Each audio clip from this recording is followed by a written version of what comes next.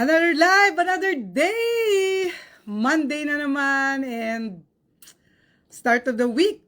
Episode number 46 for our Bodybuilder Live. Okay, so we're just waiting for others to come. Sana mapanood nyo na to. And excited ako kasi kakaiba ang ating topic for today. Yan na! Andyan na. Okay. So, topic for today, Intra Joanne and Jacqueline. Laging una kayo and Ana. Galing nyo mag-abang. Bebing LC, Athena, Beth Lopez, Agnes, from Bicol. So, tignan natin kung andito na ba ako. O, andito na. Yo, nakapasok na.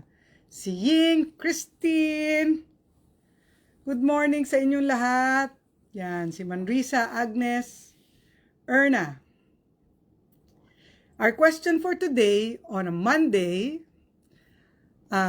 basta ba, episode 46, basta ba hindi ako mag-quit, magiging successful na ako? Yon. Kasi nanggagaling ito doon sa maraming nagsasabi, just don't quit. Huwag ka lang magbibitaw, huwag ka lang hihinto. Patuloy ka lang. Di ba? Yan yung mga ating mga motivational cheer para sa ating mga kakilala, sa ating mga kaibigan, sa downlines natin, no? Yan yung mga sinasabi natin. Basta hindi ka lang mag-quit, makukuha mo rin yan. Nasabi mo na rin ba yan? Nasabihan ka na rin ba ng ganyan? No? Nakakatuwa. Kasi nakaabang po lagi sa inyo, ma'am. Yes, Ana, thank you. Thank you na I'm giving value at na gigets nyo yung value and you appreciate it. So, tanong ko sa inyo, kayo ba ay nagsasabi niyan sa inyong mga kaibigan, sa inyong mga downlines? Nasabi nyo na ba yan? No? So, anong masasay nyo dyan? Totoo ba na pag hindi ka lang mag-quit, magiging successful ka? So, I'm waiting for your answer, Mayam, Ira, Amelia, Luwani. Luwani! Nasa akin yung ano mo, isang bundle mo ng Super Mega Hope ticket. Baka mabenta ko na to. Daming bumibilin, daming naghahanap. Hi, Mitch! So, wala pang sagot. Puro, yes, nasabihan na daw. Si Cheryl. Yan. So sabi, basta ba wag ka lang mag-quit? Nagiging successful ka?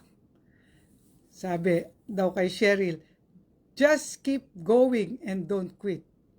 Sabi ni Elsa, depende yan if trabahuin mo ang success mo. Yes, nasabihan na ako at nakasabi na rin sa downline. Dami, no? Nagsabi, basta wag ka lang mag-quit. Magiging successful ka dito. Or tuloy, padayon lang, sabi ng mga Bisaya. Padayon. No? Depende po kung magtatrabaho, sabi ni Agnes. Hindi mampeng. Hindi kasi sinabihan ng ganyan. Hindi po, need action. Hindi totoo if wala kang gagawin. Hindi magiging successful kahit hindi mag-quit. Okay. Bakit natin sinasabi yan? Nasabi natin na basta wag ka mag-quit, tuloy ka lang, no? Ngayon sinasabi nyo, hindi, kailangan magtrabaho. Ano ba talaga ang totoo? Pag-aralan natin nga yan. Ano ba talaga? No? Kayo. So, mag-quit na lang ba? Sabi nila, hindi, kailangan pang trabahuin. Mag-quit na lang. Pwede pong maging successful basta trabahuhin po. Sabi ni Beth. Padayon lang, Jude. Sabi ni Manrisa. Opo, nasabi, kaya lang syempre may kakaibat na pagkilos sa tamang sistema. So, karamihan sa mga nagko-comment, no? I'm reading your comments here. Karamihan ng nagko-comment, ang sinasabi nila ay, oo daw, wag mag-quit Pero, hindi pwedeng, hindi lang nagka-quit, dapat nagtatrabaho. May trabaho po kasi. Pag di nakikinig at pasaway, mampeng, sinasabihan mag-quit na lang. Oo. Oo, ano, Ying. No, pag hindi raw masabihan, hindi sumusunod, iba na daw sinasabi ng upline. Instead of, don't quit. Don't quit. Sinasabi daw ay, mag-quit ka na lang. Yan. Bakit sinasabi mag-quit na lang? Kasi, ano, kasi, parang feeling nung upline, hindi naman aasenso. Kasi nga, hindi naman nagtatrabaho. Pag sinabing wag mag-quit, baka hindi nga nag-quit tapos hindi nagtrabaho. Don't quit, pero need mo mag-work, maging teachable. Yan. Sabi ni Ma'am Mitch. Kailangan pa rin po magtrabaho. Okay. So, sa dami ng mga sinabi nyo, ibig sabihin, it's not enough that you don't quit. Hindi enough yon. Pero nasasabi natin yung dati, di ba? Na basta huwag ka na mag-quit, tuloy-tuloy ka lang, dadating din time, aasenso ka. So where are they coming from if they said this? Kung nung sinasabi mo to at sinasabi ko ito, saan tayo nanggagaling yan? Ano ba talaga ang ating gustong ipahiwatig? Okay. We just came from a workshop later. We just came from a workshop this afternoon. Napakagaling at napakaganda ng workshop ni GMD Leia. And ang topic niya is, don't look at this business like loto. Na para bang wala sa kamay mo ang pag-asenso. Na parang raffle ba? Parang loto ba? Basta wag ka lang tumigil tumaya. Basta wag ka lang tumigil tumaya. Darating din ang time, mananalo ka. Sabi niya, wag mo daw gawing ganon itong business na to. Na wag ka lang tumigil ay in time mananalo ka rin. Sabi niya, wag daw ganun ang pagtingin. Kasi meron talagang ang pagkausap sa tao, merong sistema, no? Hinahanap mo talaga yung reason nila,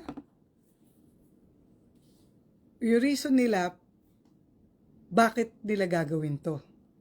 Sabi ni Janessa, tuloy-tuloy lang para hindi mapagod, hindi na makahanap ng isang business na kagaya ng lifestyles.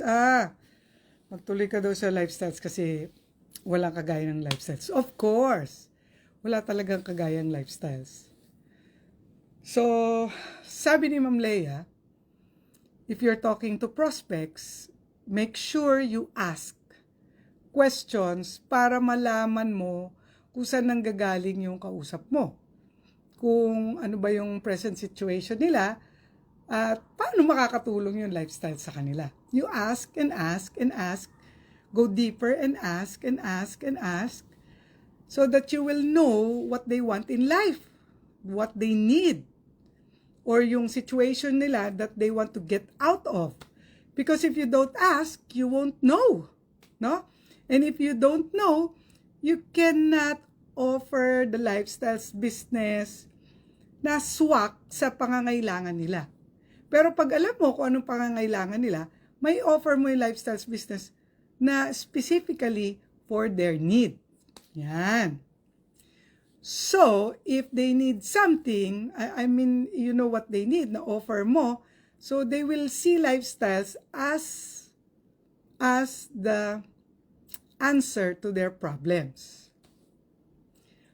Pero, yun na nga. It will be an answer to their problem, but, kinikwento ni GMD Leia kanina, na sasabihin mo pa rin na may trabaho dito. Yun. may trabaho. Kasi may pinakilala daw siya sa akin na, Ma'am Peng, pagod na siya sa kakatrabaho niya. Ganon. Ang sagot ko daw ay, may trabaho din dito. So, hindi natin sinisikret yun na may trabaho dito. You will do yourself and you will do your prospects a favor if you are honest, upfront, sa umpisa pa lang, at the start, para alam nila na pupunta sila dito at hindi, they don't just wait for things to happen, but they make things happen. Sila ang kikilo, sila ang gagawa. Why? Because this is a legitimate business. Matinong negosyo to. At kung papasok ka sa matinong negosyo, meron ka talagang gagawin. This is not an investment business. No? Hindi to investment lang. Lang meaning only. This is not investment only that you will put in the money, the investment money, and then you wait. You wait na tumubo yung pera mo. That's not how it works. A legitimate business is a business that you put in a capital, mayroon kang capital, and that is your working capital. Meaning you will work it. You will work the business. Hindi siya waiting business. Siya ay working business. And the work is talking to people, asking them about their lives, and then knowing what they need, what they want, and offering lifestyles as a solution to their problem. Gets? So this is a solution to their problem, but this is a business. This is not Band-Aid. No? Hindi siya get rich quick, hindi siya investment scheme. This is a legitimate business na may trabaho. So, since kung hindi ka pa sanay dito sa ganitong business, again, may pag-aaral na kasama. You will learn how to do this, and then do this, and then teach other people to do the same. Yun lang talaga ang gagawin. Learn, do, teach. And the skill that you need to learn is selling and sponsoring. Selling and sponsoring. Selling and sponsoring. And then teach your people to do the same. Yun. So, we have plenty of seminars. No? Kanina nga, nag-workshop kanina. And I saw many people. Daming tao. So my question to myself, naiintindihan ba ng lahat ng tao na to na it's not only attending. Yes, we're happily attending. Yes, we're present every week to attend the trainings. Di ako nawawala, kahit anong mangyari, dadating ako. Pero yung iba, late nga. Pero, what are you doing with the lessons that you learn? Kasi sabi tuloy-tuloy, attend ka lang ng attend. Attend ka lang ng attend. On the assumption na pag uma-attend ka, yung naririnig mo, ipapractice mo. Right? Pa-practice mo. Kasi kung hindi mo pinapractice, baliwala din lahat yan. Yun. So, sarap nitong business. Kasi you will grow in many aspects. You will grow in many aspects and matututo ka to follow a system. No? Na yung system naman, lahat naman gumagawa. Lahat naman sinusunod yon. So, ikaw na lang ang hinihintay. Ma'am, basta hindi ako mag-quit, dito lang ako. No? Kahit 20 years ka pa. Kung hindi mo natutunan, I repeat, kahit 20 years ka pa dito, kung hindi mo natutunan how to sell the products effectively, ng tama, no? Yung tamang pagbebenta, meaning inaalam mo yung need ng tao sa product, need niya with their health, 'di ba? Kung hindi mo yan inaalam, parang wala kang pakialam sa kanila. So, dapat inaalam mo yon para alam mo paano mag-i-improve yung katawan nila. So, kahit 20 years ka sa business, kung hindi mo na inaalam kung ano ang sinasabi para makasponsor ng ayos. Again, makasponsor ng ayos yung nag-sponsor sila, na-sponsoran mo sila at magtatrabaho sila. Yun. Pag di mo rin nasabi yan, ay di rin sila magtatrabaho or hindi rin nila magugustuhan to, hindi rin nila alam what to expect. So you have to teach them talaga what to say. Kanina natutuwa talaga ako sa topic ni GM Dilea kasi yung mga nag-example doon, yung mga nag-recite, sinasabi nila kung ano yung tinanong nila.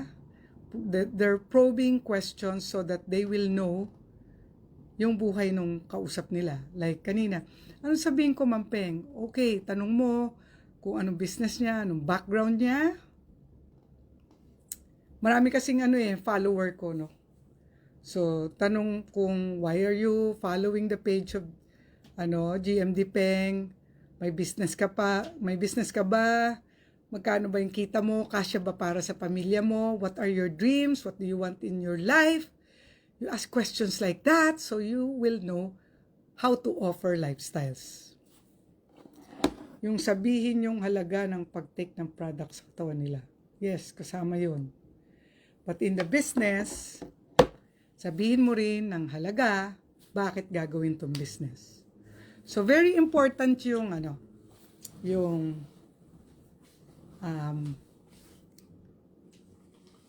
passive income, huge, continuous.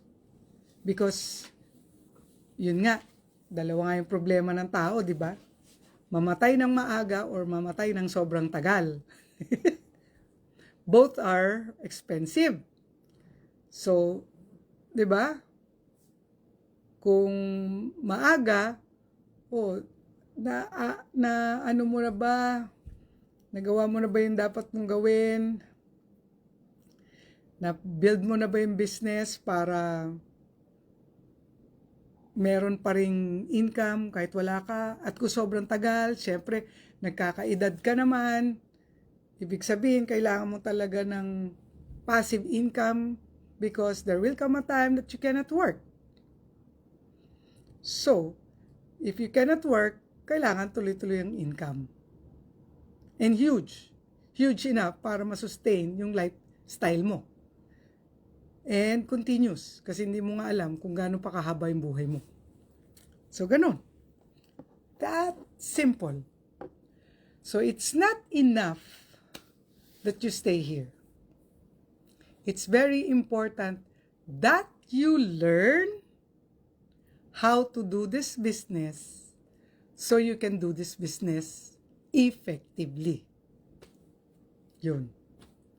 Kung hindi mo yan na-gets, i-rewind mo na lang. Rewind no? Ulitin mo na lang. So, it's in the learning and learning the effective way para may result yung paggawa mo ng business. Kasi kung nandito ka, pero hindi mo naman, alam mo yung nagtatrabaho ka, pero hindi mo naman nagawa ng tama, yung effective. Hindi mo naman nagawa ng effective. Let's say, hanggang ngayon, kidnap approach ka pa. Yung walang alam yung prospect, dinala mo na lang doon, di man niya alam kung bakit siya uupo doon, walang explanation, mga ganyang mga approaches ba. Yan. So, dapat alam mo ano yung tamang and effective way. Effective way. No? What is more important? Efficient or effective? Ibang topic yan. Sa akin, ang importante ay effective. Kasi may effect. No? So, that's it. It's not enough that you stay in lifestyles. Dapat talaga matutunan mo yung effective way of doing things so that if you do, there will be results. And if there are results, you can teach the right and effective way para may result din yung downline mo and magkakaroon ng duplication at magiging totoo ang ang millions of income. Yung passive income, magiging totoo siya. Okay? So that will be all. Alamin mo kung talagang effective yung ginagawa mo. Effective ka. Okay? So, I will remind, di ako tutigil, pagre-remind sa inyong lahat na post your videos sa Reels, post your videos on Reels every day. Just be comfortable sa camera. Be comfortable talking. Ganito, sa camera. Hanggang maging comfortable ka and do it 365 days. And you will thank me later. Okay, that will be all. See you tomorrow. Bye, buddies!